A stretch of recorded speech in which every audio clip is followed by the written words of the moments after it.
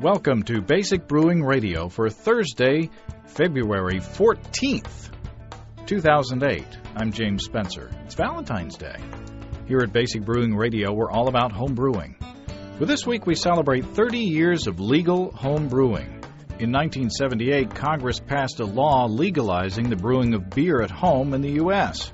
Homebrew guru Charlie Papazian joins us today to talk about how far we've come. Also, homebrewer Robb Holmes tells us what it was like to brew before it was legal.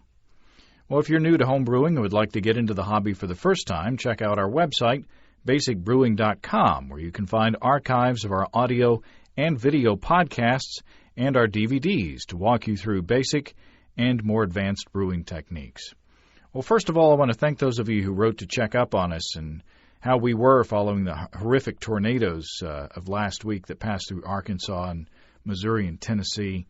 Well, the twisters were to the south and east of us here in northwest Arkansas, so we lucked out. However, I did travel to parts of central Arkansas this week to shoot video of some of the recovery efforts, and it's amazing how devastating those storms were. And it's really fortunate that there were not more people hurt or killed. So I hope that all of you are safe and that none of your loved ones were affected by those storms, either here or in the surrounding states. And again, I appreciate everybody checking up on us, but we're all okay. We're taking a look into the mailbag. We had several comments following our last show on advanced yeast handling techniques. Spencer from Ann Arbor, Michigan writes, aside from making glycerol stocks for long-term storage, you can make what's called a slant. Basically, you can take the same agar that you would use for plates and fill a sterile test tube, and before the tube cools, you slant the tube at about 45 to 60 degrees, giving you a large surface area to streak out your yeast. And also, you can stab your wire loop into the depth of the tube. Spencer says the benefit is that the stab section will remain away from air, which could dry the colony and give your stored yeast a longer life. He says this won't last as long as a glycerol stock stored at negative 80 C, but will last considerably longer than a plate. When you want to revive the strain, just stab your loop back into the tube and streak out on a fresh plate. Josh from Oregon writes, yeast ranching with a cooler in the freezer is working great for me. I use a nylon zippered lunch container with a couple of those freezable 6-pack ice cube things. I put a tube of ranched yeast in the space of where a can of soda would sit in the 6-pack ice cube thingy. I've been able to use yeast that was ranched in this method for at least 6 months. Christopher from Florida sends this. Agar is commonly used as a solidifying agent for multiple foodstuffs. It's also used as a substitute to gelatin for vegans, so you should be able to find it in almost any store that caters to vegans. Having done years of culturing, Christopher says, I can give you a few suggestions. As Anthony said, and I can't stress this enough, sterilization is the most important factor. As was taught to me, it is suggested to spray down the area you plan to work in with 70% ethanol. This also includes your hands. And you will definitely know if you have any small cuts on your hands when you spray them. Christopher says another suggestion is if you are growing on an agar plate that is to make sure that when you are storing your plates, to make sure to store with the agar up. This will prevent desiccation of the agar as the moisture will stay within it. Then there's this from Mike in Dallas. I used a method to inoculate my agar slants by covering them with an alcohol-soaked paper towel, pulling up some yeast into a hypodermic needle, fresh from the needle packaging, stabbing through the paper towel and inoculating the slant. The lid goes back on the slant while still under the paper towel, so nothing is going to fall into my slants. Out of hundreds of slants, I've never had bacteria or detectable wild yeasts show up on my slants. And finally, Kirk from Germany had this to say. Kirk says, the yeast addition was really interesting, but for me it's too time-consuming and finicky. What I do is to make a 3-liter starter with 1 package of yeast. After it is fermented and the activity is wound down, I bottle 2 liters of that in 250-milliliter bottles. The last liter I use on the weekly or bi-monthly wort. The little bottles of yeasty beer hold well in the fridge for 6 to 8 months, but I have had some that I pulled out from a year before that still made a starter. And Kirk says, I like this because I will only be using a second-generation yeast, and the viable stock is replaced after I use all 8 250-milliliter bottles. Sanitation requirements are the same as home brewing and no need to sterilize, Kirk says. 3 days before I want to brew, I add the 250-milliliter bottle to 2 liters of wort at 1049 gravity and let it go. The starter is usually ready by day 3 and pitched at high or near high kreuzen. And Kirk says, I think for a normal home brewer, 9 brews from one package is enough, and you do not have to buy any new equipment. He finishes by saying, I forgot to add that I do run the 250-milliliter bottles in a pressure cooker the morning of the day I'm bottling the starter, so I guess I am a bit finicky. Aha! So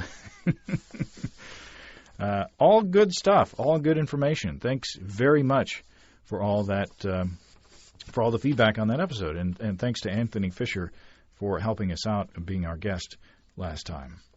Okay, I want to get right into the interviews because we have 2 this week, two for the price of 1. The first is with a man whose name is synonymous with home brewing in the United States and pretty much around the world, Charlie Papazian. 2008 marks the 30th anniversary of Congress passing the law legalizing home brewing in the United States, and it also marks the 30th anniversary of the founding of the American Homebrewers Association. So I thought it would be a great time to get some perspective on how far we've come in the homebrewing community. So I recently gave Charlie a call. Well, Charlie Papazian, welcome back to Basic Brewing Radio. Well, I'm glad to be here and you there. It's just too bad we can't be sharing a beer together face to face. Amen. I've had the great fortune of having your beers, so it is a sad thing that I can't sample some more right now. Let's go back 3 decades, back to 1978. First of all, does it seem like 30 years since 1978? Wow, it just seems like yesterday we were celebrating 25 years ago. Time is going fast, but at the same time, beer has improved tremendously. Now, how exactly was the law changed in 1978? What happened then that made this such a momentous event?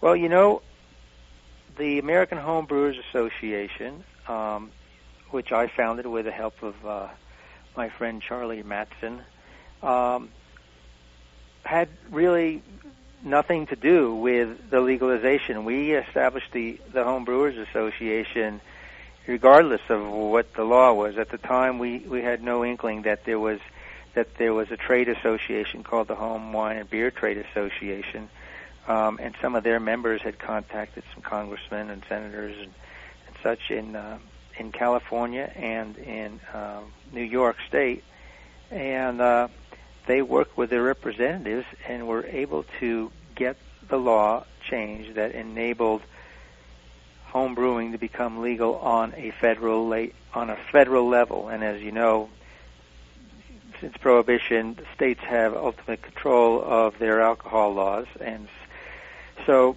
at least it was passed on the federal level, and from that point on, states kind of changed their laws according to their constituencies' desires. Now, how quickly did legalization move across the United States? Were some states more quick to adopt the law than others? Yeah, there were probably a handful of states that adopted them very quickly, states such as California, New York State, Massachusetts. I can imagine, because that's where these trade association members were from that really initiated this whole process. They probably changed very quickly. But as you know, there's probably a half a dozen states still in the United States that still don't technically permit the home brewing of beer. Now, how illegal was home brewing back then? I mean, when you brewed at home, were you looking over your shoulder the whole time? Well, it was on the federal level. It was illegal, and what the law did is enable an individual to make 100 gallons of beer a year for home consumption, personal use, and as well up to 200 gallons a year per household if there were more than one adult living in a household. So that's the basis of the rule. You know, back in the early 70s, I had been teaching home brew classes weekly, on a weekly basis, and those classes gained quite a bit of notoriety, and I was frequently in the newspapers, interviewed in radio, but mostly in the newspapers about this home beer making class that was offered through then an adult school, a community free school they called it. And there was one time that someone took my class back in the mid-'70s, and as you can may imagine in Boulder, Colorado, people, are pretty casual here. And there was one individual, an older man, that took my class, registered for my class, and participated. And he was the only one that was dressed in slacks, a white shirt, and a black tie. And he was undoubtedly from the TTB or the ATF in those days, checking what I had to say and what I was doing, because what I was doing was technically against the law. But I imagine that me being arrested and making the headlines wouldn't have done anything to minimize the number of home brewers making beer in those days. And during the class, I just emphasized that it was technically against the law, but as long as you were making it for your own personal consumption and definitely were not selling it, that it was pretty likely that the ATF had better things to do than to bust home brewers. Now, if I can share a personal story, my grandfather was actually arrested for home brewing in the early 30s. He and his brother were apparently making home brew and selling it, I guess, because times were tough back then, and so he had to find a way to feed his family. And my dad still remembers, he was a little boy, but he remembers hiding under the bed with my grandmother, listening to the sound of glass bottles shattering in the yard as the law enforcement officers came through. Oh boy, I've heard lots of stories like that from old timers. As a matter of fact, in the early 70s, the house that I was living in, I was renting at the time. It has since been torn down, but an old timer told me that the house I lived in was served as a depot for the local homebrew stash during Prohibition. So I was carrying on a tradition of sort for Boulder, Colorado. Something in the air, in the water, I guess. Yeah. Speaking about the states that still are kind of lagging behind the curve with in the law, Utah is apparently one of those states where homebrewing is not legally permissible, technically. And I got an email from Douglas, a listener out in Salt Lake City who's a law student, just an hour ago. It's strange that he chose that time to write. But he says, I'm writing to see if you would be interested in spreading the word on an effort to pass an amendment to legalize home brewing in Utah. I'm a law student in Utah. I wrote a letter and an informational memo to my local House Representative, Christine Johnson. She has elected to sponsor a bill that would amend the local laws to permit homebrewing. It is House Bill 425, and it was read and introduced to the House of Representatives in the Utah legislature this morning, February 7th. Like any such change in an otherwise conservative state, it would be helpful if the homebrewers out there, particularly those in Utah, showed their support. So he's basically asking homebrewers in Utah to contact their representatives to support this bill, House Bill 425. So, I wanted to mention that to get the word out there. Yeah, absolutely. I hope that he's contacted us here at the American Home Brewers Association, and that I'm sure we could contact our members and provide some means of support to get something like this passed. We've done this in the past. We work with local lobbyists. As you might know, as a national organization, it's hard for us to have any influence from our offices here in Colorado and any other state but Colorado. So we really encourage activism such as this by people who live in their states that have the energy and the passion to get the ball rolling, and we can provide all the backup information and provide samples of what's going on in other states where it's been legalized. So we're here to help. Well, it's good that you guys are out there looking out for us. If the listeners also, if they have a question about the legal status of home brewing in their particular state, they can go to beertown.org, which is the home of the Brewers Association and the American Home Brewers Association, and there is a handy page on there with a drop-down with all the states listed that you can just click on your state and just see where the law stands in your area. That's an extremely handy resource to have. Yeah, if you go on beertown.org and go to the home brewing section at the bottom of the left-hand column menu, there's a link to all of the legislative rules that govern home brewing state by state. What was home brewing like before it was legalized? I mean, what kind of resources were available for home brewing, or what did most people do if they wanted to brew a batch of beer? Well, there were home winemaking shops, and to a certain extent, those home winemaking shops, as they call themselves, they wouldn't dare call themselves home wine and beer in those days. They did have some beer-making supplies, but of course we all knew that malt extract was supposed to be for cooking muffins and cakes, and the hops were for, well, I don't know what the hops were for, actually. I never really knew what hops looked like in the first few years I brewed, because it was I was using hop extract in making my beer, and the hops that I did come across were so brown and dry and crinkly that I had the idea that all hops were wrapped in pink paper and brown and crispy.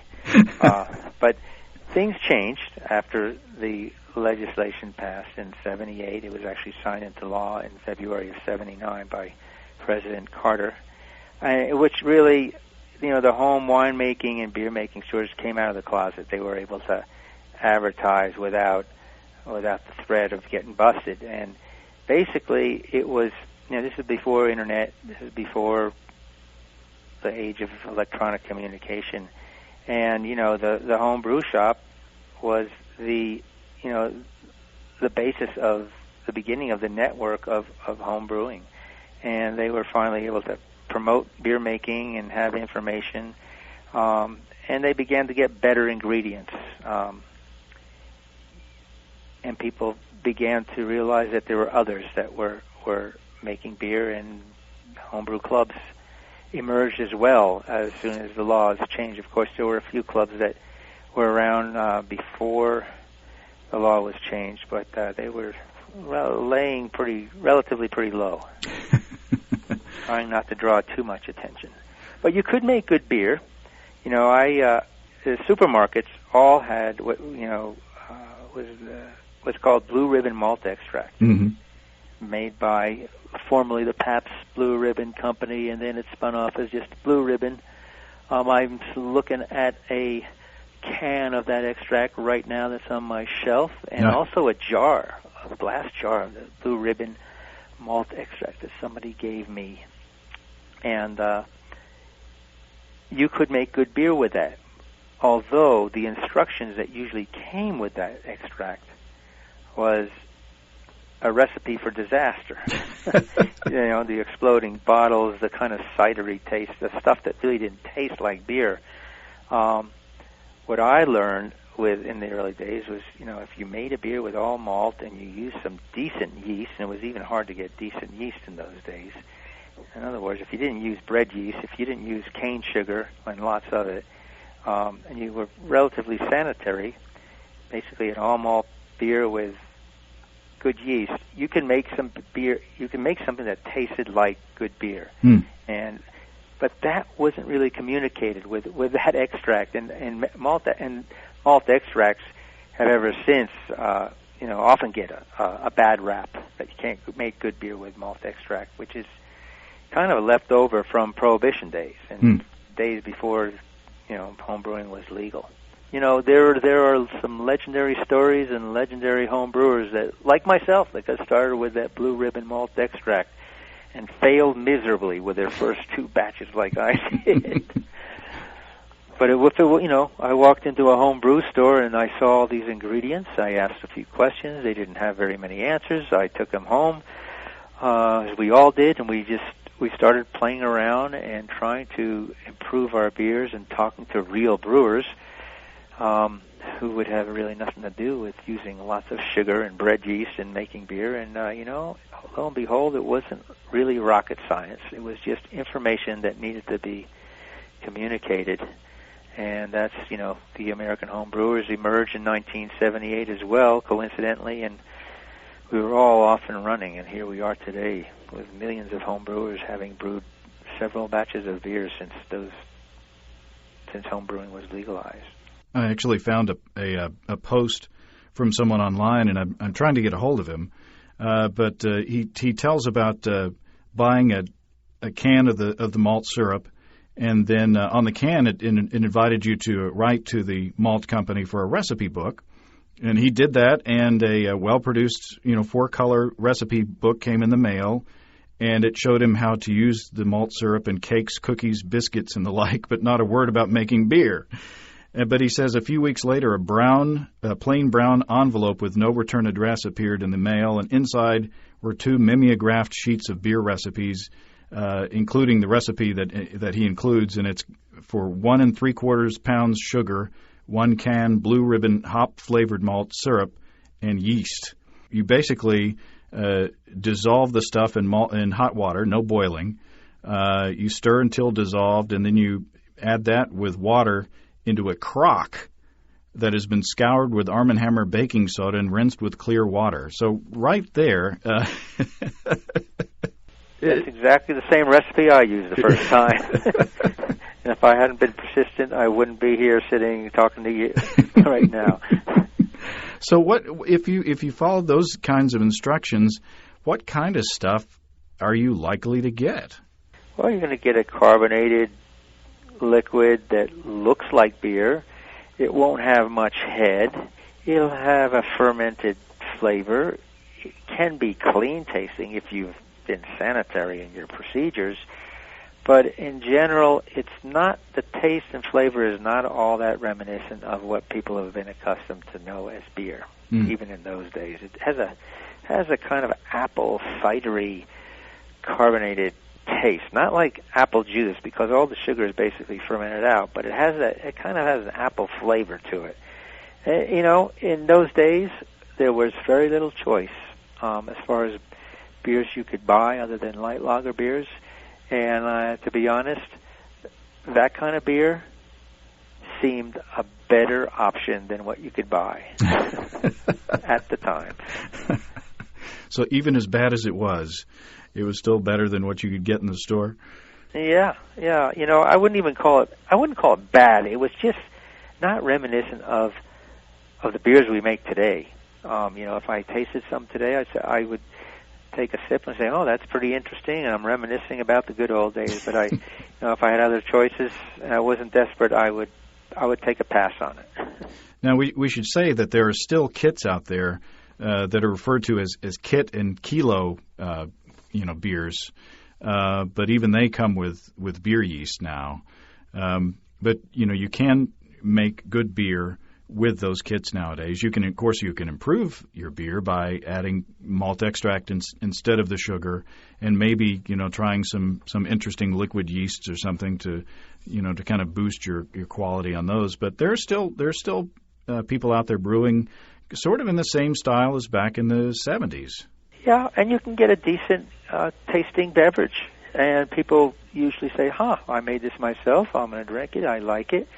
It's not that similar to the beers that I was trying to make, but it leads the person to say, pick up a book or a magazine or go on the internet and find out a little bit more now. Now that the intimidation phase is over.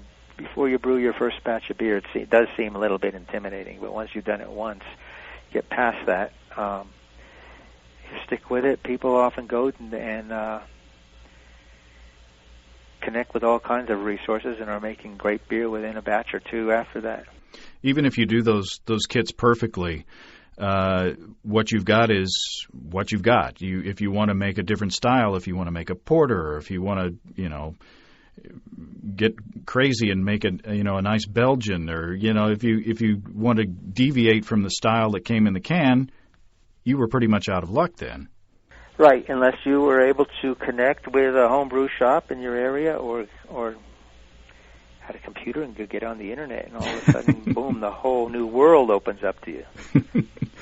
Yeah, let's talk about it's the 30th anniversary this year of the American Homebrewers Association, and I would imagine that you guys started out fairly modestly, with nowhere near the range and scope that you have today. What were the early days like?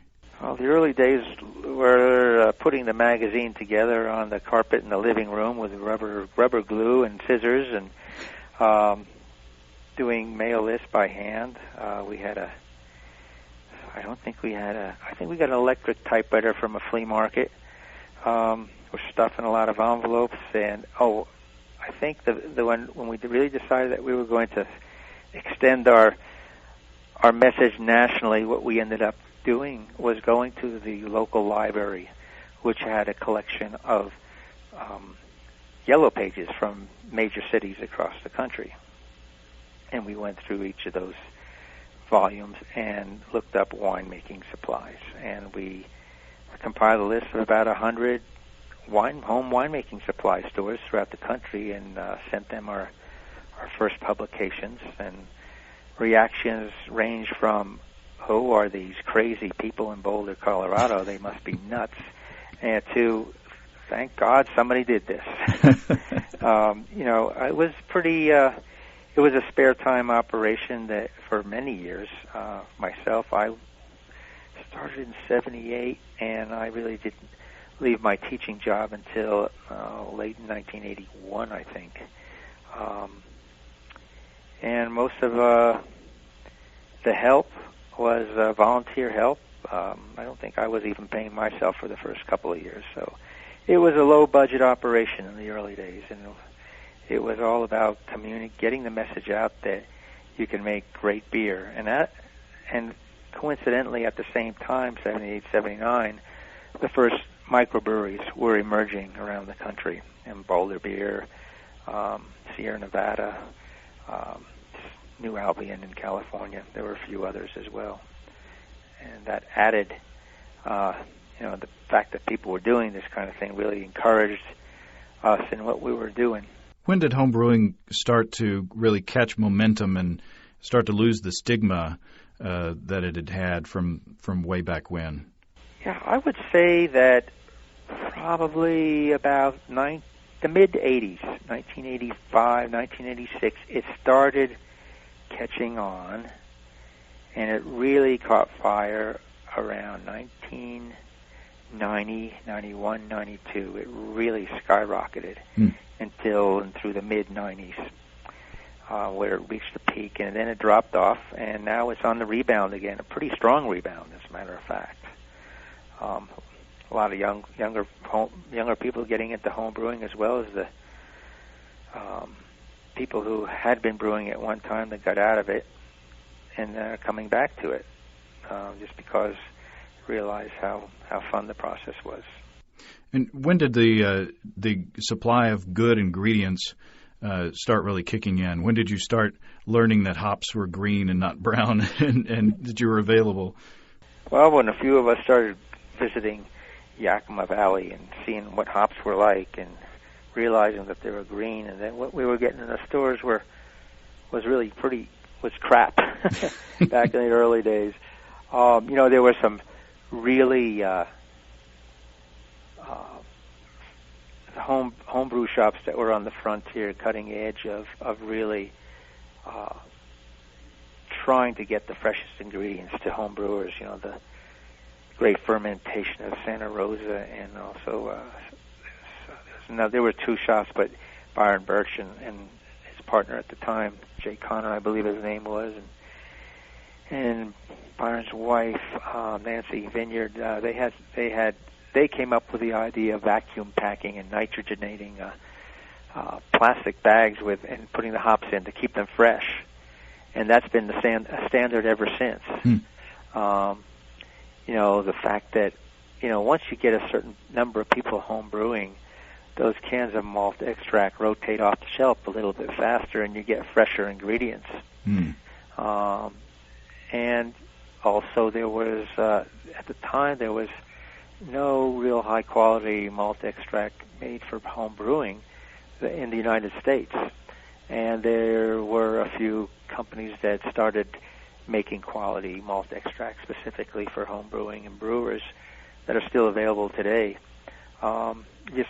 Something that was fresh and made here in the United States. Not to say that the stuff coming from the UK or Germany wasn't good, but it just it took a longer time to get over here, and it wasn't as fresh. But once that critical mass happened, we were all getting fresher ingredients, and our home brewing really improved. And at the same time, there were pioneers such as Dave Miller from Missouri, who was a retired brewer from Blackstone Brewery in Memphis, Tennessee. Now he was one of the first home brewers of the year in our national competition that won with an all-grain recipe, and his articles in our magazine really inspired people to look into making beer with all-grain ingredients, and it inspired shops to carry those ingredients. And, the cascade effect just kept going on and on. Good malt, good hops, good instructions, good equipment. Really took off in the latter half of the 1980s, early 90s. And nowadays, even with the hop shortage, we're kind of spoiled as home brewers because we can get the best malts from around the world. We can get the best, when we can find them, the best hops from around the world, the best specialty grains, the best yeast. It's just amazing the array of ingredients that are out there. Yes, it is really amazing. The real challenge in those early days was getting good yeast, because it all came in dried pouches, and it was just called brewer's yeast. You didn't know what was going on. Some of it was called lager yeast, and it was no closer to lager yeast than bread yeast was. It was it wasn't very good stuff. And I remember in the early days, if you wanted to get a liquid culture, people were passing around the addresses of certain resources, and you'd have to pay over $100 to get a culture from the organizations or the institutes or the companies that were providing yeast to the larger breweries, of which there were very few in those days. So it was people like Hawaii Yeast and White Labs that were pioneers in making great quality yeast accessible to home brewers. They're still in business. There were many others that preceded them that were pioneers, and several from California. If you go through the history of our magazines, Zymergy magazines, you go back to some of those early issues, you'll see people selling yeast culturing kits and access to yeast. But those companies are no longer around. But they were the pioneers. Those were the ideas that were planted, and other people came around to make a successful business out of it, and offering great service and products to home brewers and brewers too. So what's the next phase? I mean, have we hit the limit of how good homebrew can be, or what do you see as the next evolution to come down the pike that kind of helps us improve our beers even more? Well, just like the creativity that you see with the professional craft brewers, microbrewers, brew pubs here in this country, they're really out on a lot of them are out on the fringes. They're making good drinking beer, but they're also making extreme beers and really brewing beer on the edge. And I think home brewers really precede even the craft brewers as far as being on the frontier. I think that's where we're going, is that there are going to be kinds of beers and flavors of beers and new processes on how to process hops and how to process malt and formulating recipes that we haven't even begun to think about. It's all well and good and great to be brewing the traditional styles of beer that have rich histories from all over the world, but it's just the very nature of brewers, is particularly home brewers, to reinvent the way things are done and come up with some more great tasting beers that people haven't had in the history of the world yet. It's a great time to be a home brewer and a beer lover, for sure. It sure is. It sure is. I mean, if you don't have time to brew all the beer that you drink, you can go out and buy it, or you go out to a meal in a restaurant, or such as great beer there. But there's nothing like fresh homemade beer at home. I mean, I have a pretty good supply of beers that have been given to me that are, craft brewed, imported beers, etc. But I still make 15 to 20 batches of homebrew a year because I just love making beer, and I love the unique taste and stylistically the kinds of beers that I particularly enjoy. What have you got in the fermenter now? I have in the fermenter a Pilsner, a Maibach, I have a Belgian-style double, I have a smoked beer, I have a porter, I have a mild, English-style mild I just tapped last night. I have a Czech-style lager. What else? I have lots of beers in my stash, barley wines and lambic-style beers that are aging quietly. But I have a good variety because my mood changes all the time. And springtime is just around the corner. And it's beer drinking weather again, just as it was last month. Well, Charlie, again, I appreciate your spending time with us, and again, I appreciate your influence in the homebrewing industry. And I learned to homebrew from reading your new Complete Joy of Homebrewing. So, I appreciate Zymergy and the American Homebrewers Association, and I hope to see you in Cincinnati. Well, going to be booking my flight pretty soon, so we'll have a beer together there, I'm sure. Excellent. With about 1,000 other people and about 5,000 other beers.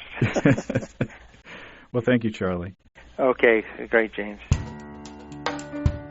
It's always great to talk to Charlie Papazian. We appreciate his taking time out to give us some perspective. Now, keep in mind when we talk about these old-fashioned home brewing methods, I'm certainly not trying to say that all extract brewing is bad. Far from it.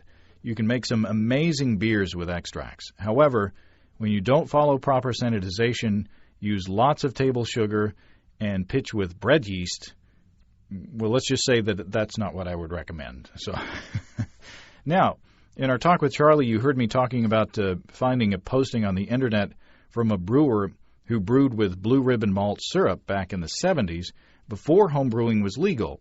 Well, luckily, I was able to track down that home brewer to talk to him. As you'll hear, Robb Holmes is no stranger to the microphone. He's program manager of WUGA in Athens, Georgia, and he took a few minutes out to remember brewing when it was breaking the law. Robb Holmes, welcome to Basic Brewing Radio. Well, thanks. I found your letter in a publication online. Tell us how you got into homebrewing. Well, the first time it was really a matter of backing into it, I suppose. I'd gotten interested in winemaking thanks to a magazine article that presented it as something very simple to do. I probably don't need to add that it made it so simple that it really wasn't a particularly good way to make wine, although it was effective enough. I tried that, and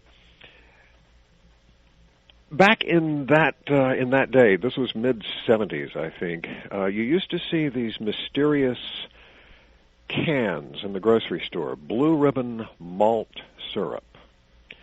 And I had heard rumors that this had to do with making beer. So I bought a can. On the back of the label, it gave an address to write to for recipes. So I did that. And a few weeks later, I received from the makers of Blue Ribbon Malt Syrup, Premier Malt Products was their name, a nice 4-color booklet, probably 8 pages of recipes for making things like biscuits and bread using their malt extract. Now, I can't imagine what biscuits and bread would taste like using hop-flavored malt extract to make them. Yeah, as far as I remember, the recipes all called for the unflavored extract, although there may have been something in there that did call for the hop-flavored. I'm afraid I can't offer any information because I never tried any of those recipes anyway. I was just disappointed that this was all that was provided. There was not a word about beer in this booklet. But your disappointment was short-lived. Well, relatively speaking, I think another week or two passed, and then I received the traditional plain brown envelope in the mail. It had no return address, perfectly anonymous. Inside, with no explanation, were 2 mimeographed pages, if anybody is old enough to remember or otherwise to be aware of mimeograph machines. I can still remember the smell. Yeah.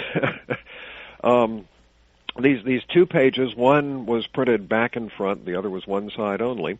Each printed page contained a recipe. So there were 3 recipes in all for making beer.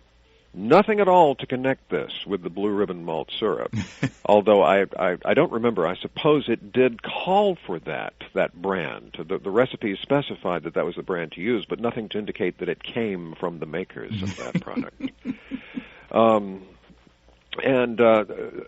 The recipes were let's say, a very traditional type of recipe.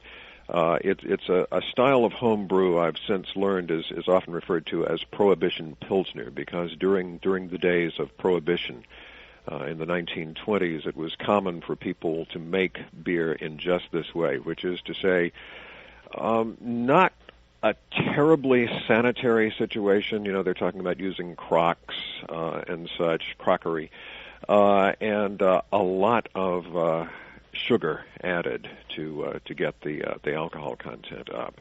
Yeah, in the first recipe, it calls for 1 can of the syrup, yeast, and 1 3/4 pounds sugar. And in the second recipe, it calls for yeast, a can of malt syrup, and 3 or 4 pounds of sugar. So right, very very high sugar to malt ratio there.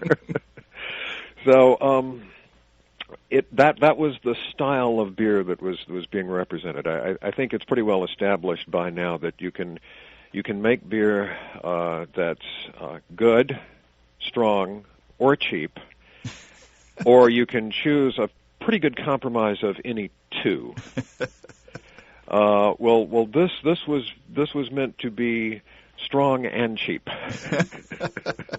and I do have to say it certainly achieved those ends.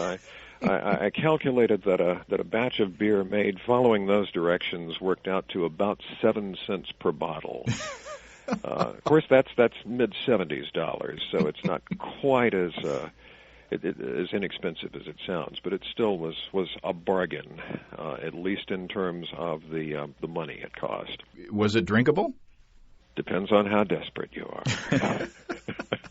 I have to say that most of it was consumed. It was cheap and it was strong. It was not very good. Although I have in recent years discovered that there's a mass-produced Belgian brew, Duvel, I think. Mm-hmm.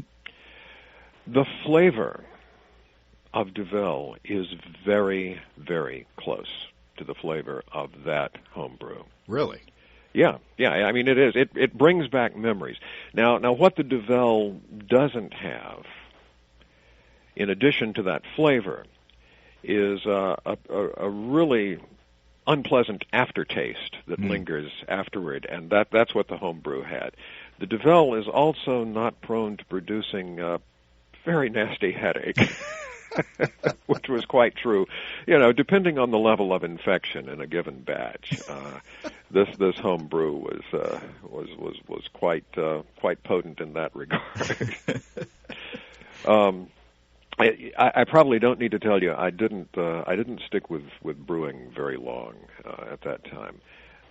Now, after Mr. Papazian had come out with his book, I did get back to home brewing a bit later and discovered that it is possible, in fact, to make very nice beer. It helped, of course, that it had become legal to do so by then. It was no longer such a hidden enterprise. I have not made any brew myself in, I don't know, well over 10 years now, because these days there's so much that's good that's readily available. Well, that's a point. But I think that you would be surprised at the range of ingredients, the quality ingredients that are available to you at your local homebrew store or online. So well, I'm aware of that. As I said, I did get back into brewing for a while, and even though I've been away from it, I certainly discovered, in the early '90s, that there was a wealth of material available in both instructions and ingredients and the supplies you need. It was certainly possible to do much better than I did in my first attempt back in the 70s. So what was the reputation of homebrew in the mid 70s before it was legal? There was hardly any reputation at all. It was just a vague rumor of something that some people used to do back in the days of Prohibition. I suppose the only specific thing I recall hearing about homebrew was that there was a legend that FDR had homebrew made in the White House and in the early days of his presidency before Prohibition had been repealed. Similar to the rumors of Willie Nelson engaging in other activities on the roof of the White House in more modern times. Perhaps so. Well, this has been fun. I appreciate your taking time out to share your experiences. I'm glad I was able to find you. I think that I'm trying to impart upon the modern homebrewers that we've got it really, really good nowadays, in that not too far in the past, their homebrewing was a completely different thing. Oh, yes. As I've said, the information just was not out there. If you went looking, trying to find out how to make your own beer, there wasn't much information available, and as you can tell by looking at those recipes, what information there wasn't necessarily very good. I do occasionally get an email from somebody who's discovered the same recipes you found, and they're still available in Internet archives, and they'll be inspired by the idea of making cheap beer and want more information. And I have to tell them, look, those are strictly for historical interest. They're definitely not recommended recipes, but there are plenty of good ones available now. Thanks, Rob. Thank you. Well, thanks again to Rob and to Charlie Papazian for taking time out to give us a history lesson this week. You see, even with a hop shortage, we've still got it pretty darn good. If you have brewing questions, show suggestions, or just want to say howdy, write to james@basicbrewing.com, or just fill out the contact form on basicbrewing.com, and please don't forget to tell us where you're from. The 2008 Brewer logbooks just got a handful, just a few left. You can check them out on our site, and check out the new low-tech lagering and decoction mashing DVD, where you can see Steve Wilkes do a single-step decoction mash, and you can follow me through a lager fermentation in the middle of summer here in Arkansas, where I don't use a dedicated chest freezer. There also are original DVDs on our site. In Basic Brewing Introduction to Extract Home Brewing, we walk you through the extract brewing process step by step from boiling to bottling. And in Basic Brewing Stepping into All Grain, we take you through the all grain process from milling your grain to collecting your wort. And we've got combo deals on there for 2 or 3 DVDs, if you choose, to save you a few bucks. And you can see a listing of the fine folks across the country who sell our DVDs on basicbrewing.com. And if there isn't a vendor in your area, you can order it from us online in our new and improved online shop at basicbrewingshop.com. We've also got shirts and hats, including our Go Forth and Flocculate shirt. Also, thanks to everybody who's continued to click on our Amazon.com link. We appreciate the support there as well. Our featured products this week that were purchased through the link are Garmin GPS Map 60 CSX 2.6-inch mapping handheld GPS, and the complete visual dictionary of Star Wars, the ultimate guide to characters and creatures from the entire Star Wars saga. Thanks again, everybody. And remember, I can't tell who bought what, so no worries there. Just click on the Amazon.com logo on our site the next time you feel like Amazon shopping, and we appreciate your support. Well, that's it. That's all until next week. Until then, thanks for listening. I'm James Spencer. Production help for Basic Brewing Radio and our website is provided by Kelly Dodson, our buddy in Austin. Basic Brewing Radio is a production of Active Voicing. We'll talk to you next time, everybody. So long.